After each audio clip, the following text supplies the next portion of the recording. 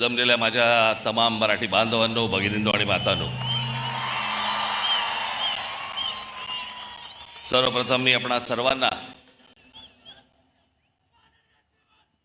गुढीपाडव्याच्या मराठी नववर्षाच्या मी मनपूर्वक शुभेच्छा देतो।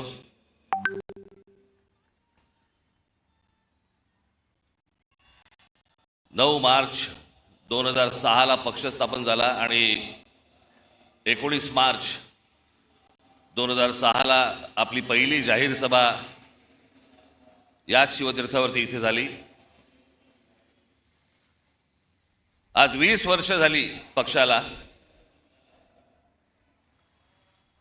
आणि आनंदाची आणि भाग्याची गोष्ट अशी की 20 वर्षानंतर 19 मार्चला गुढीपाडवा यावा।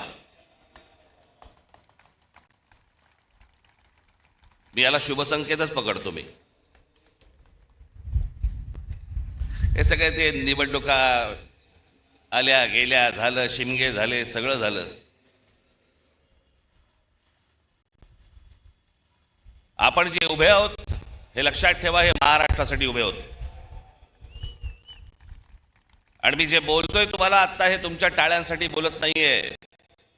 मी जो तुम्हाला शब्द दिलाय या महाराष्ट्राचं गतवैभव प्राप्त करण्यासाठी, म्हणून आपल्याला जी सत्ता घ्यायची ती सत्ता भविष्यामध्ये आपण हातामध्ये घेणार म्हणजे घेणार। हे मी फक्त तुमच्या टाळ्यांसाठी सांगत नाही, तो माझा आत्मविश्वास आहे।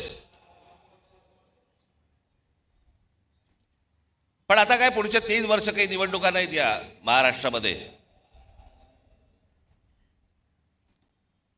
त्याच्यामुळे कंत्राटदारांकडनं पैसे खायला सगळेच मोकळे आहेत।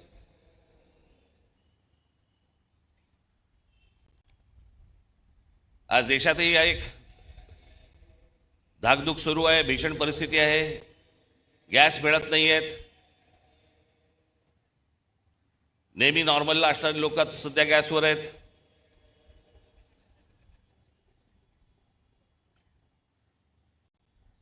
खरं तर काही गोष्टी आपल्याकडनं राहून गेल्या, आपल्या पंतप्रधानांकडनं पण राहून गेल्या।